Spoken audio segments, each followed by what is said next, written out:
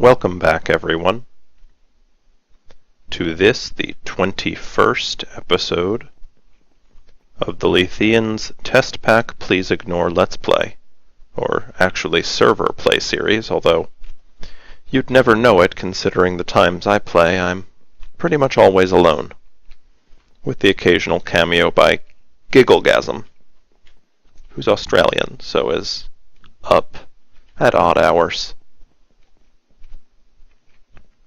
Last episode, we ventured to the Dark Tower, and we slew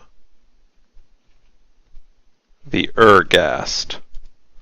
So now we get to place his trophy upon our wall. That's pretty awesome.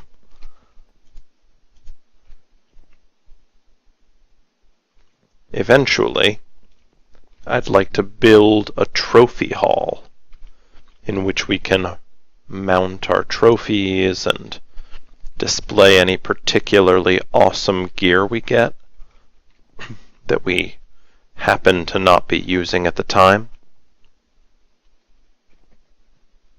But for now, I can think of no better place for a writhing statuette of a horrible nightmare beast than in our bedroom.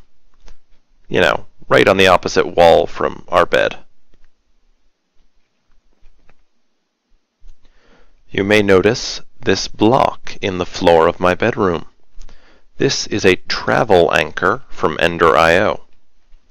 I've added these throughout my base, and they allow me, if you look, to teleport between them by standing on one, pointing to another, and jumping. I can also teleport to them at any point without standing on one, using my Staff of Traveling. So I've placed them all around. It's going to make traveling throughout my base quite a bit easier. And they're not super expensive. If we look at the travel anchor, the most expensive part is a single diamond, and then you need some of this pulsating iron, which is just iron plus an ender pearl. So they're really quite reasonable. The other thing I've done is use our imbuement table. So, probably because of the fight with the Urghast, all the armor I was wearing leveled up. You'll remember last episode, though, unfortunately, we learned that our helmet had broken before then. I made myself an exotic flower band to replace it, because I just haven't been feeling pretty enough recently. The exotic flower band has the advantage that if we are ever in the presence of livestock, they will stop and stare at us. It's supposed to make them follow us like we were holding food for them, but it doesn't seem to be working that way. I'm okay with that, though. I actually prefer them just standing there in awe of me. I'm mainly using it because eventually we'll be able to infuse it once we get enough experience on it. Or, sorry, imbue it with this imbuement table. And I don't think it has durability. If it does, we'll probably cast it aside soon enough. But if it doesn't, then we can start collecting imbuements on it and not worry about it breaking. I did enchant our Invar leggings. They're now the only piece of armor that I'm wearing that can break. And I put on them burnout reduction. Burnout reduction makes it so that when I cast spells, the amount of burnout in the lower left side is reduced, meaning that the mana cost will not rise as quickly if I cast it repeatedly. I put the same imbuement on my armored jetpack. It's going to make it so that I can actually cast, for example, a spammed dig spell or a spammed fireball more frequently. And on my long fall boots, I put run speed. Because seriously, how could I not? Okay, look at me go. Holy cow! So fast! I'm going so fast that I literally can't tell when I'm sprinting if I'm going any faster. That's how fast I'm going. It's pretty great. And the view bobbing is a little jittery when you're going that fast, but that's okay. It does not increase the speed I move at while in the air. And I can't tell, although I do not think it increases the speed of my glider. Let's do a quick test. Okay, without the boots, 1, 2, 3, about 3 to pass that. With the boots, 1, 2, 3. Yeah, about 3. It's about the same. I don't know if it's exactly the same, but it's close. Running, it's a much more obvious difference. Holy cow. So we are quick now. And remember, those boots can never break. They have no durability. As long as we choose to keep wearing them, we'll keep wearing them.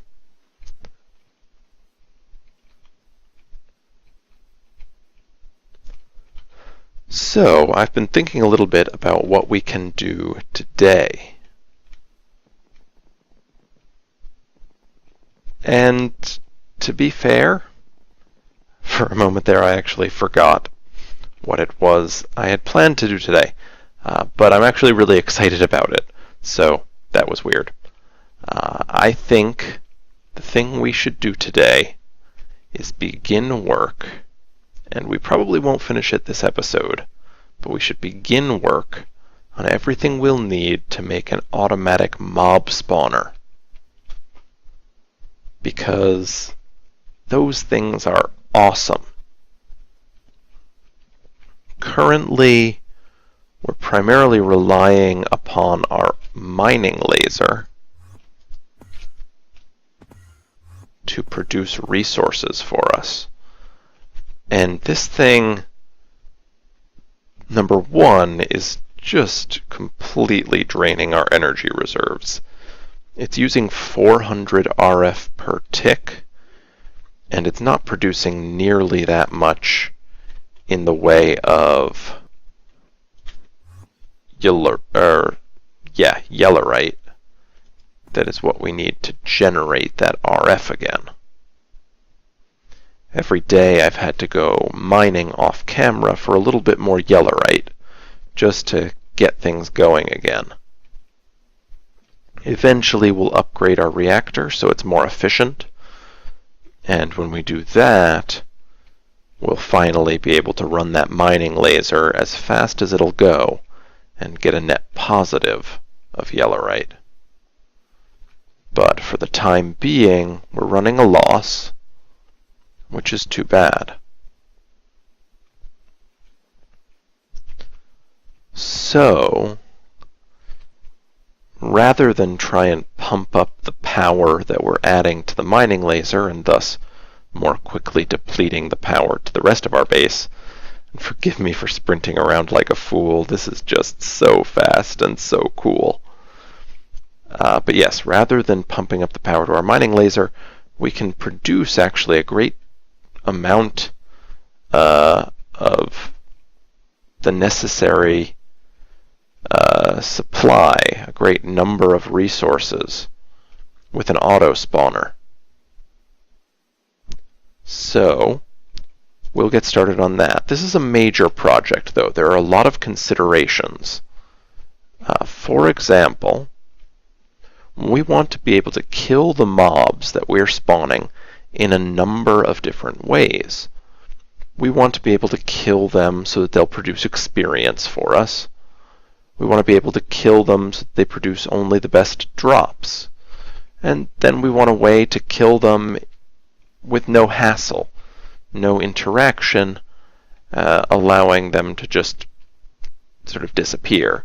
We also want to be able to keep them alive if that's our choice. And so we kind of have to come up with a design that's going to allow us the choice of whatever killing method we want. I would also like to be able to easily select between different mobs to spawn, potentially with the press of a button. And I've got some ideas on how we can do this, but really there's something that we need before any of that can even come into play. The way we're going to spawn mob, just imagine for a second that I said that correctly. Here, I'll show you what it would have been like. The way we're going to spawn mobs. See, wouldn't that have been so much nicer? Anyway, the way we'll spawn them is with an MFR auto spawner.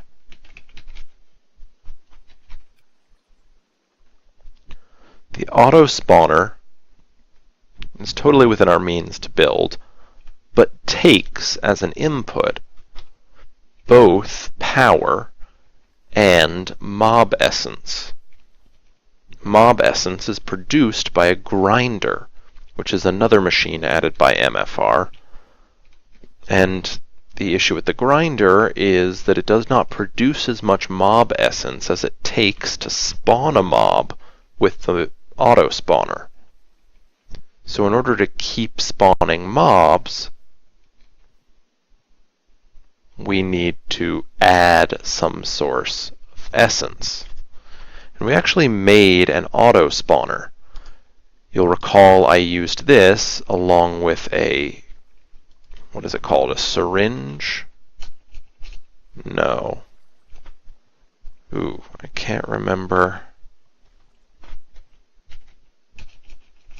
Can't remember what it's called. Oh, here, oh, okay, an XP extractor. We used these in combination. The XP extractor drew the experience from my personal store, and I put that into the auto spawner to spawn more pink slimes, because I didn't want to have to wait for more pink slime fluid from our slaughterhouse. So we've got the block. Now we just have to figure out how to fuel it. And to do this, we are going to use another mod. We are going to use extra utilities. Extra utilities adds something called Cursed Earth. Cursed Earth is really awesome. It spawns mobs incredibly quickly, and it spawns mobs that would naturally generate in that area, but it does so independent of the presence of a player, and so fast that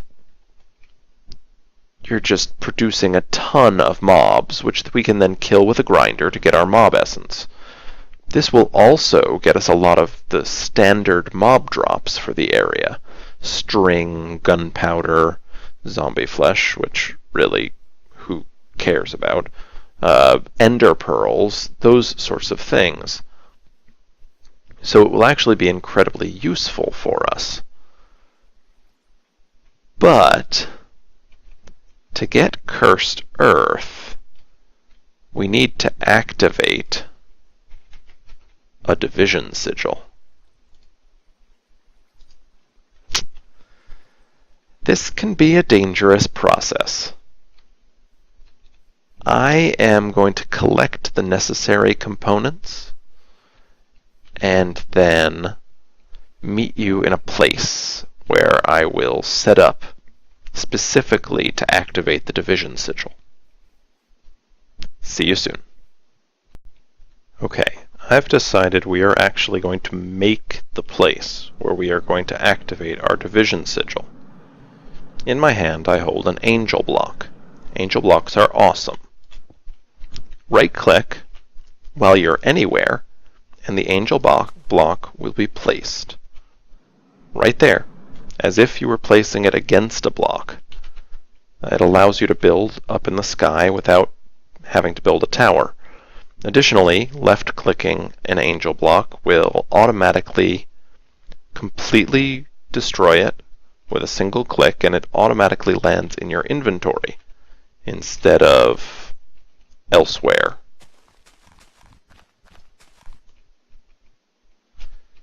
So I am going to build out a platform here in the sky of grass. And I'll use my builder's wand because that makes it much more convenient. There we go. Well, it's a little lopsided, but that's okay. Next, I will place an enchantment table near to the center of that. Let's move it on over to here. Okay. And I will put a ring of redstone around it.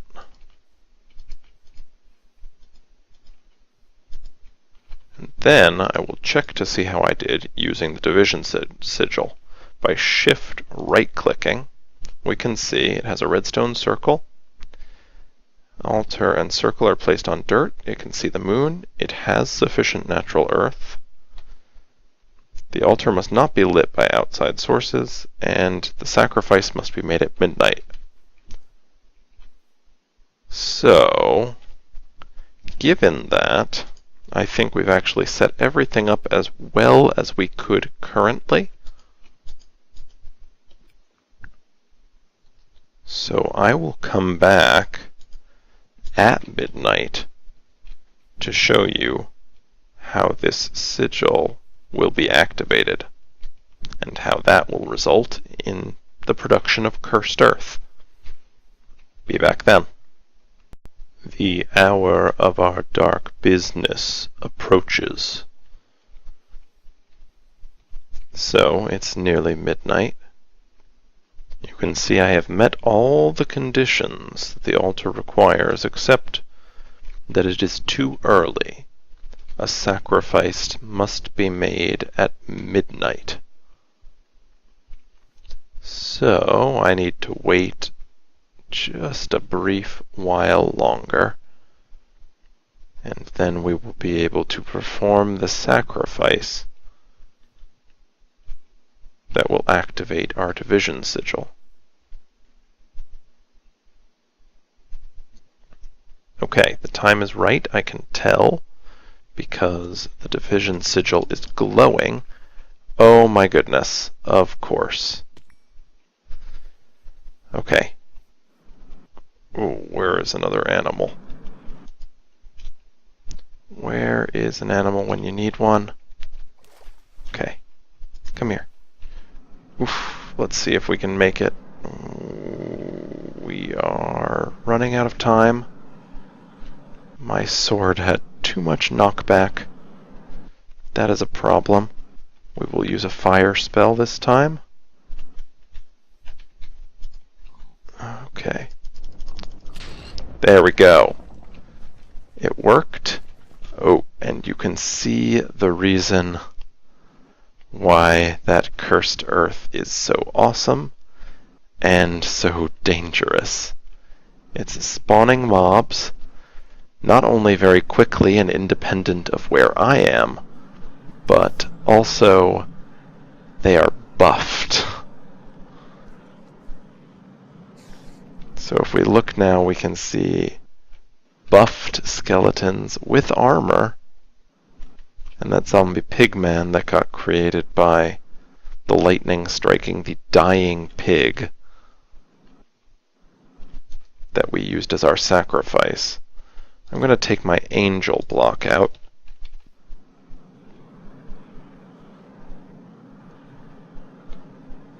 Now I will stand here, and this way I can be standing on a surface, and I am going to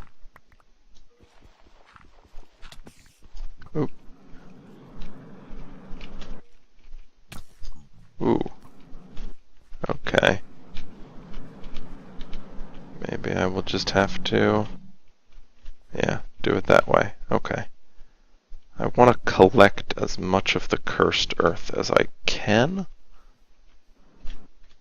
It does spread to adjacent grass blocks, which is how we will get more of it now that we've performed the ritual once. But care must be taken because, you know, no matter where it is, it's going to produce its effect.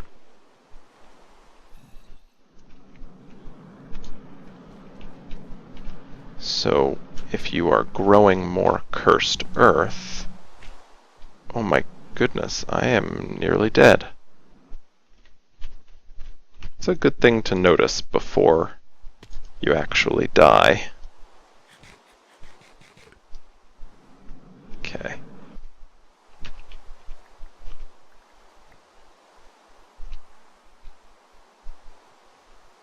So yes, the cursed earth, we want to collect as much of it as we can, because though we will be able to get more, and we'll set up a farm specifically for that,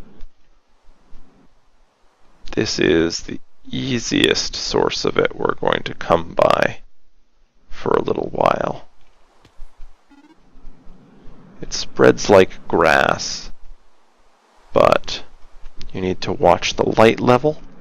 That's another reason why we have to do this pretty quickly, is because if sunlight hits cursed earth, the cursed earth actually burns, and we do not want that, because that will lose it. We will lose it all if it burns.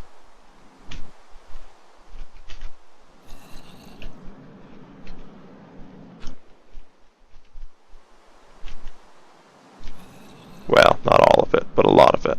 So let's keep breaking as much of this as we can. Hopefully collect most of it before the sun rises. We actually have the advantage that it's raining right now,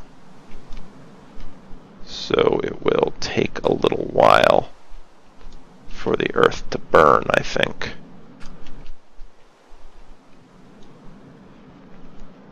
Oh, I can tell by the light level. Yeah, it started to burn.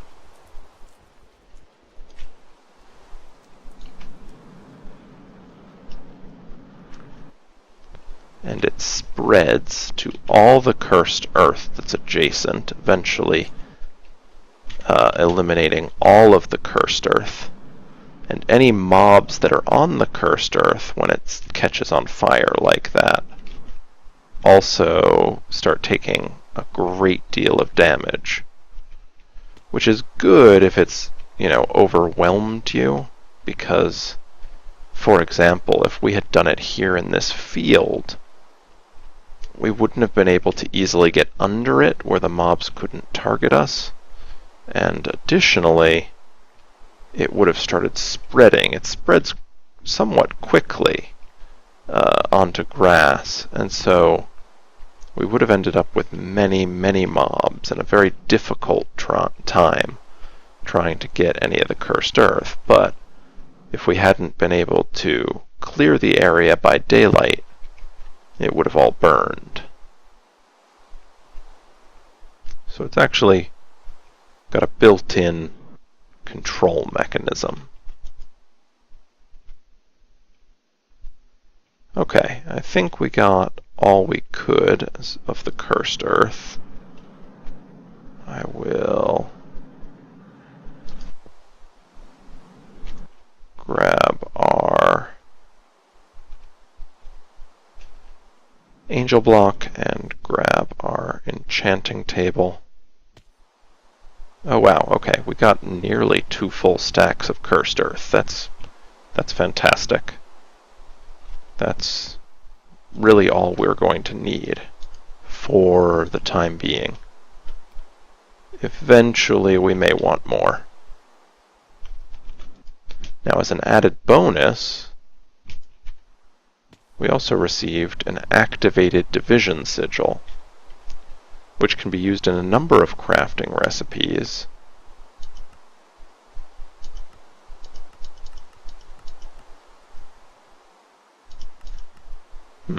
Most importantly, well, I guess actually the only crafting recipe it can be used in is the creation of unstable ingots,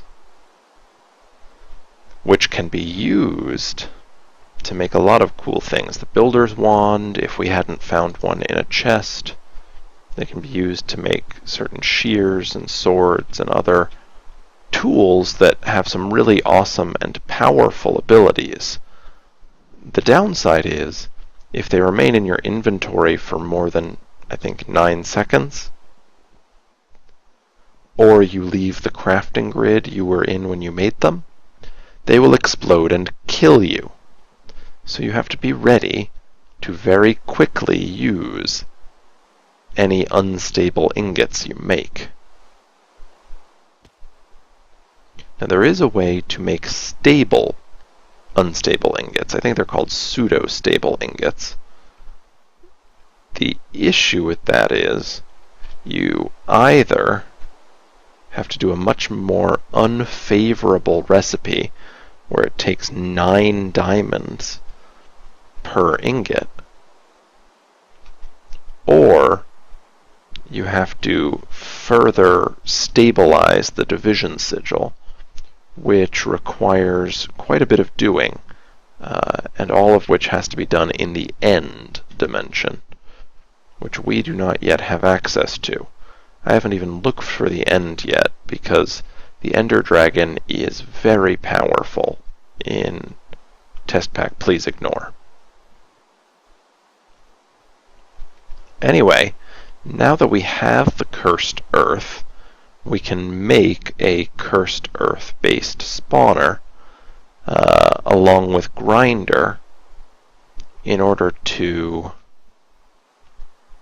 collect as much mob essence as we can.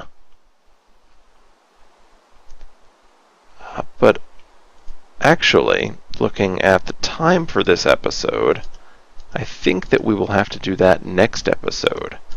I know I have a tendency to run these episodes long, but I'm going to try, and forgive me if I don't succeed, but I'm going to try to stop doing that. I think